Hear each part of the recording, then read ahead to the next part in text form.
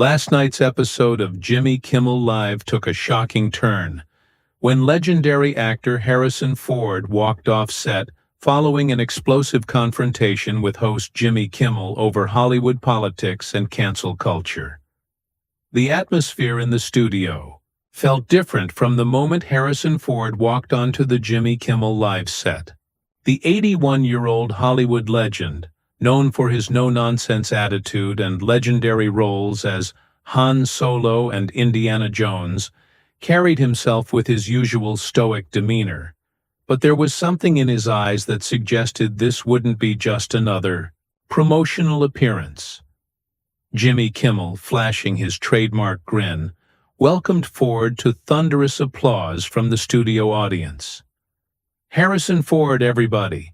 The man, the myth, the legend," Kimmel announced, his voice carrying that familiar late-night host enthusiasm that had made him a household name.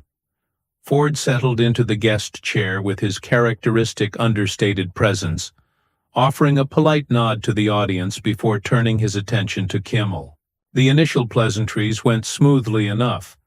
Discussion about Ford's latest project, a few lighthearted anecdotes about working with various directors, and the obligatory stories about his famous on-set injuries that had become part of his public persona.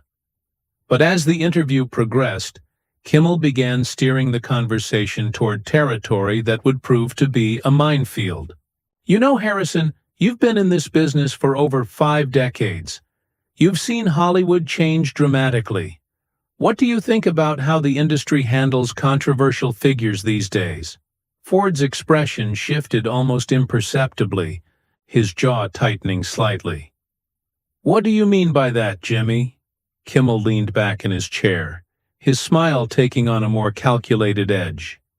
"Well, we've seen a lot of actors face consequences for things they've said or done. Some people call it accountability, others call it cancel culture. You've always been pretty outspoken about your political views. Do you ever worry about saying the wrong thing?" The question hung in the air for a moment too long. Ford's hands, resting on the arms of his chair, seemed to grip slightly tighter. "I think people should be able to express their opinions without fear of having their careers destroyed by a mob mentality," he replied carefully. Kimmel's eyebrows rose slightly, sensing an opportunity. "That's interesting. So you think some of the people who've faced consequences maybe didn't deserve it? I mean, we're talking about some pretty serious allegations in some cases." "I'm talking about the principle of the thing," Ford said, his voice maintaining its characteristic gravelly tone, but with an underlying tension. "There's a difference between holding people accountable for genuine wrongdoing and destroying someone's livelihood because they expressed an unpopular opinion or made a mistake years ago." The studio audience, which had been periodically chuckling at Kimmel's jokes throughout the evening, grew noticeably quieter. Some shifted uncomfortably in their seats, sensing the conversation was taking an unexpected turn. Kimmel pressed further, his journalist instincts seemingly overriding his role as entertainer. "But Harrison, don't you think that people in positions of influence, like actors and celebrities, have a responsibility to be careful about what they say, especially when it comes to sensitive topics?" Ford's eyes narrowed slightly. "Careful according to whom? You? The Twitter mob? Some corporate boardroom?" His voice remained controlled, but there was steel beneath it now. "I've been in this business since before you were born, Jimmy. I've seen trends come and go, and I've seen good people destroyed by hysteria. I wouldn't call holding people accountable for hate speech hysteria," Kimmel shot back, his own tone becoming more pointed. "When someone uses their platform to spread harmful ideologies or make discriminatory comments, shouldn't there be consequences?" The tension in the studio was palpable now. Camera operators continued filming, but several crew members exchanged glances. In the control room, producers were likely debating whether to cut to commercial. Ford leaned forward slightly, his legendary intensity now fully focused on his host. "And who decides what constitutes hate speech, Jimmy? You? The network executives? Some algorithm designed by 20-something programmers in Silicon Valley?" He paused, letting the question hang. "Or maybe it's decided by talk show hosts who think they're arbiters of moral authority?" The comment hit like a physical blow. Kimmel's practiced smile faltered for just a moment, replaced by something harder. "I think most reasonable people can recognize hate speech when they see it, Harrison. We're not talking about complex philosophical debates here. We're talking about basic human decency." "Basic human decency," Ford repeated, his voice carrying a tone that suggested he found the phrase inadequate. "That's a convenient phrase, isn't it? Broad enough to mean whatever you want it to mean."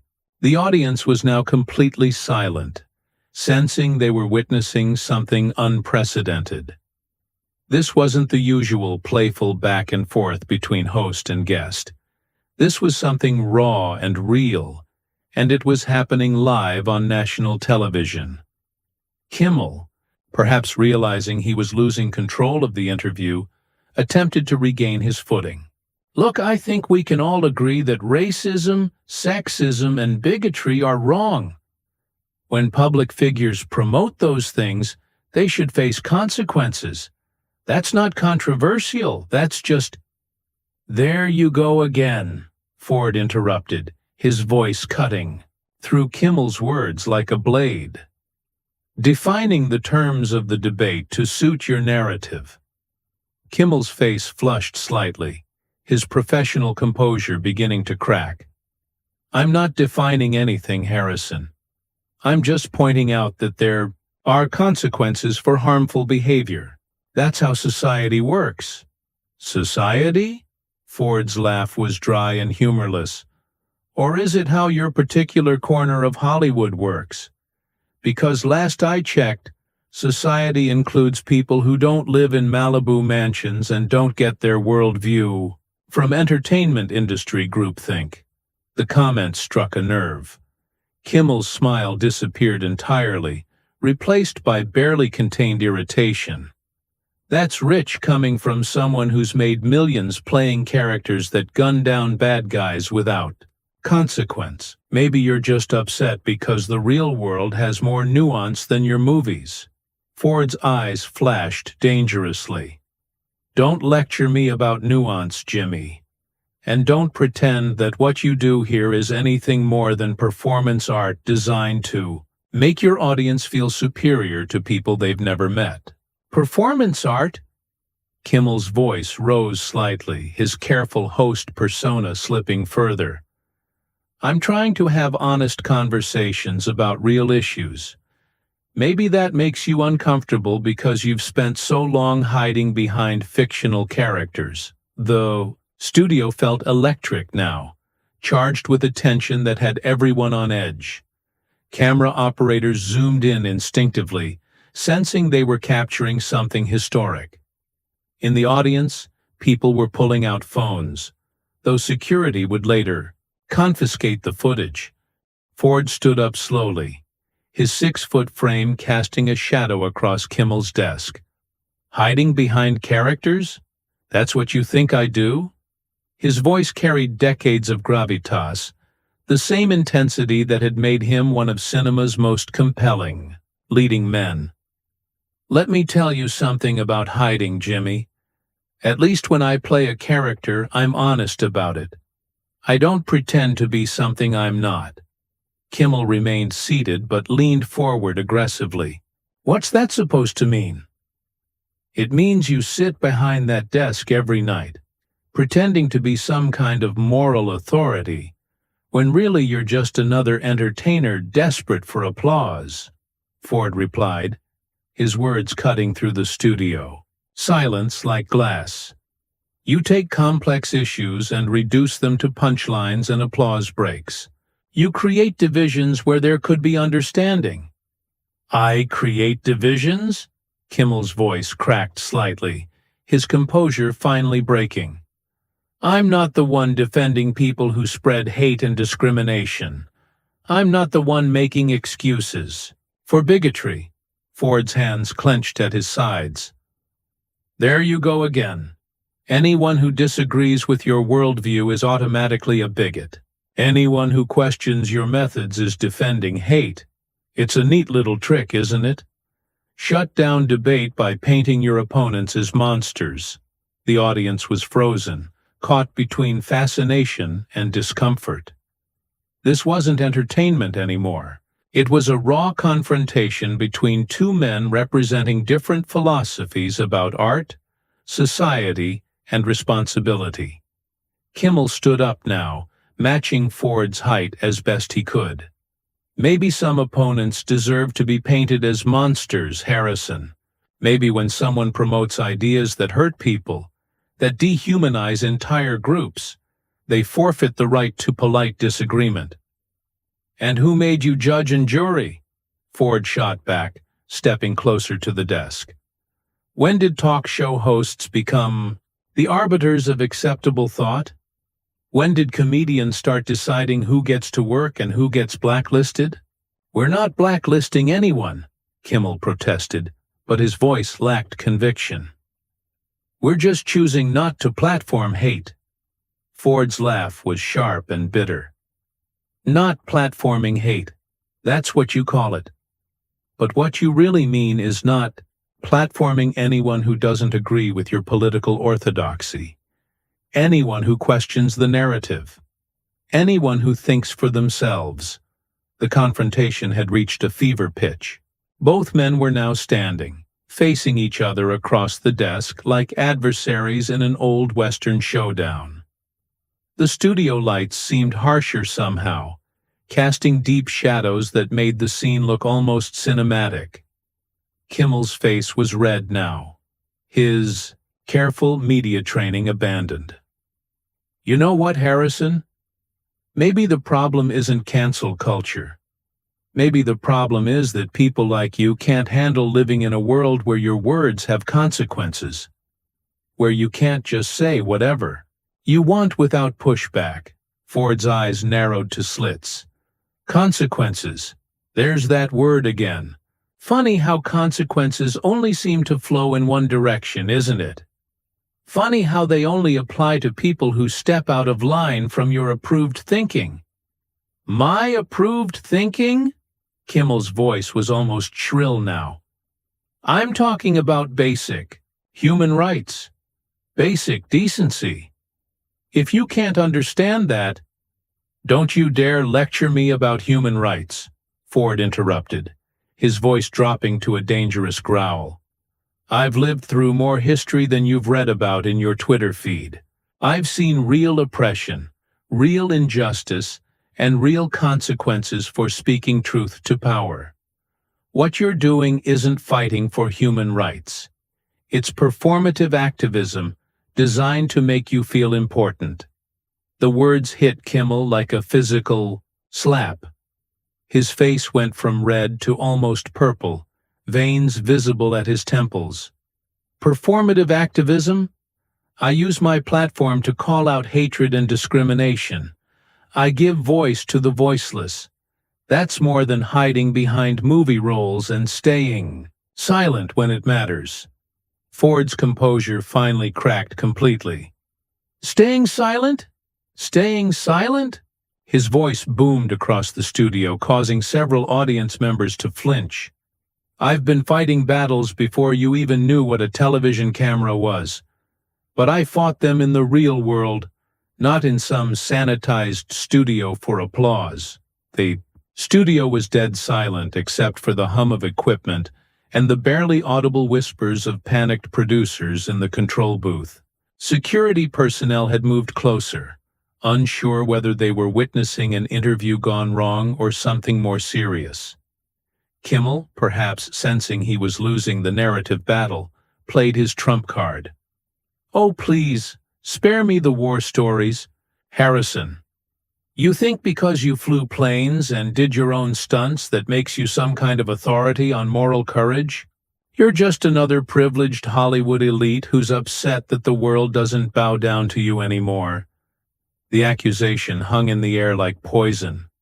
Ford went completely still, his legendary intensity now focused like a laser beam on his host. When he spoke, his voice was quiet but carried the weight of barely contained fury.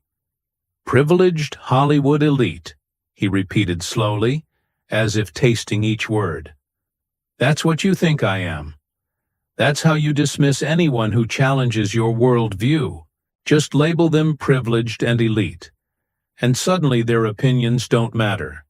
Kimmel sensed weakness and pressed his advantage.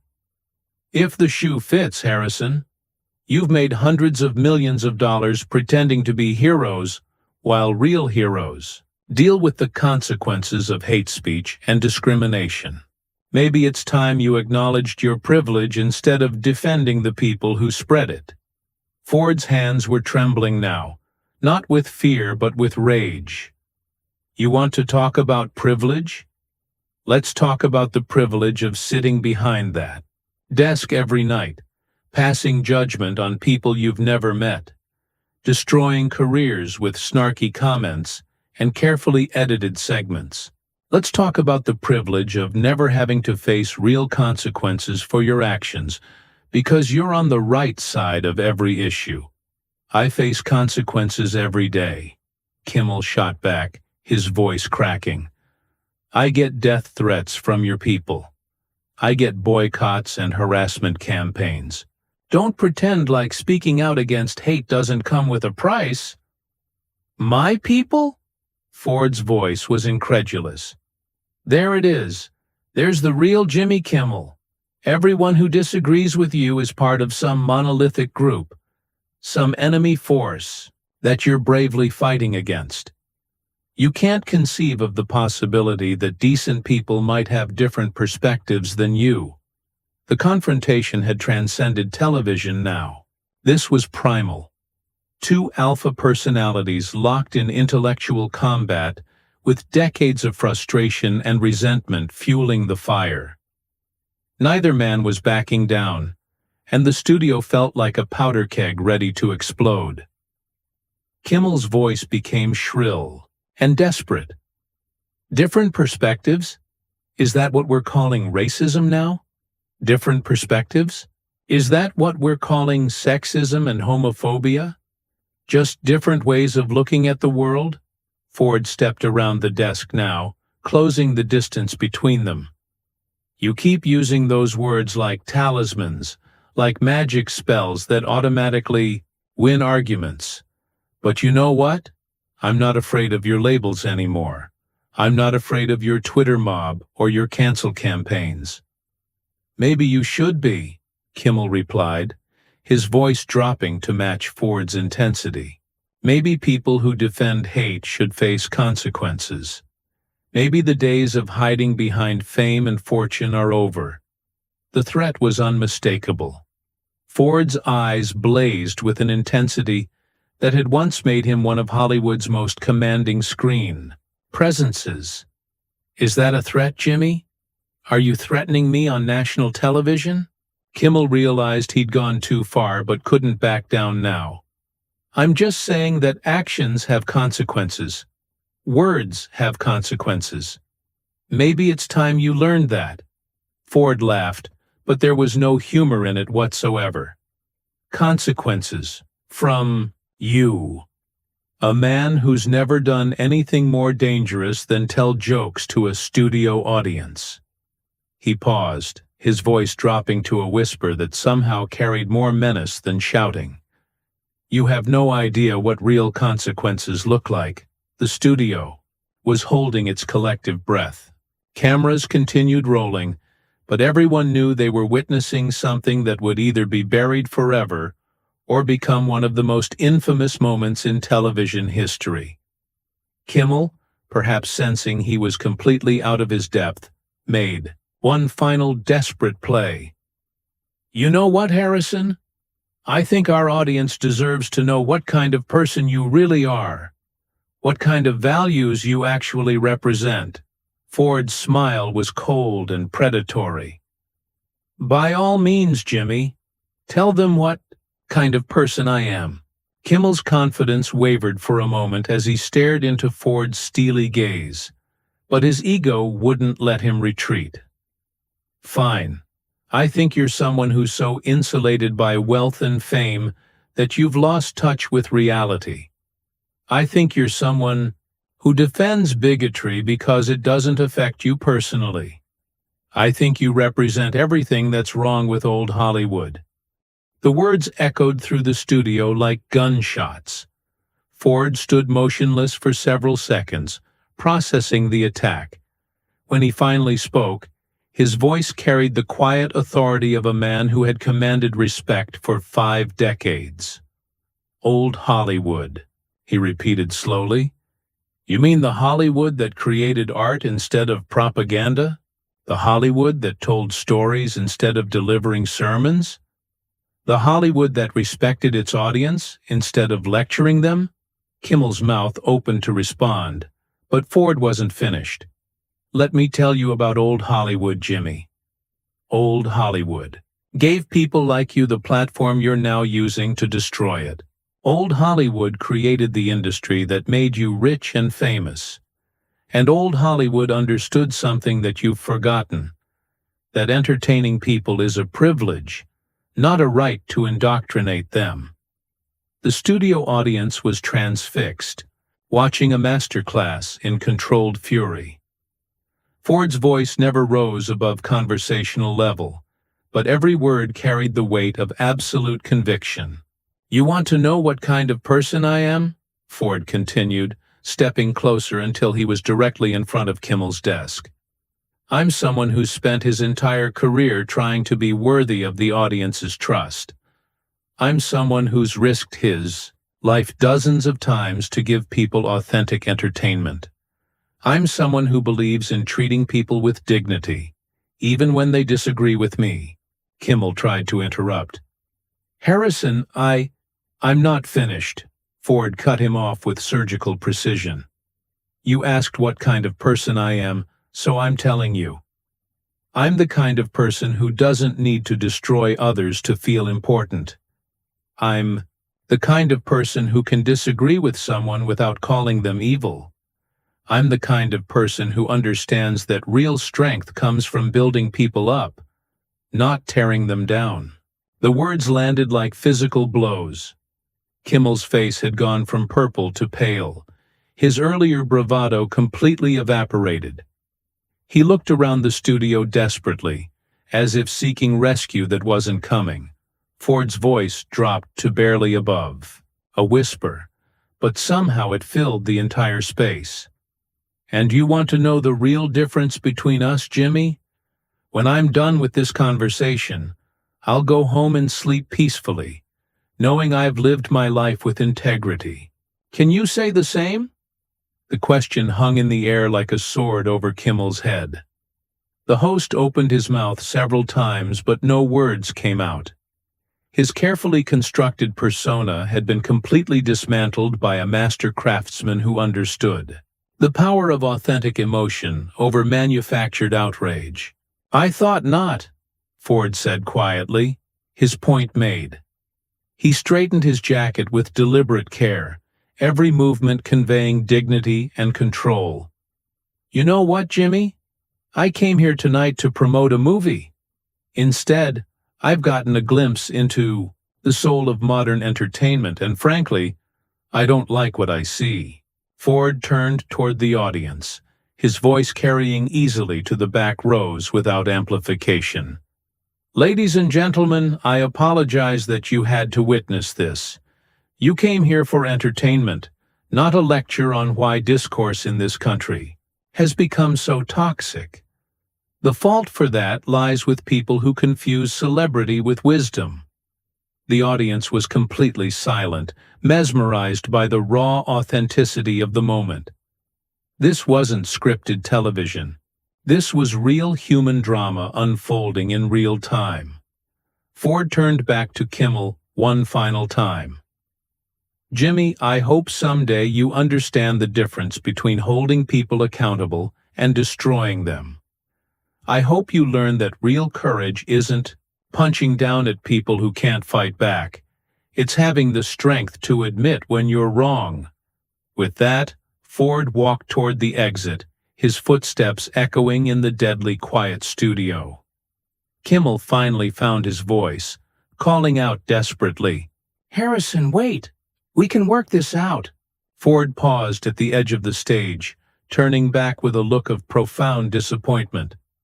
"No, Jimmy, we can't, because working it out would require you to listen, and you've forgotten how to do that."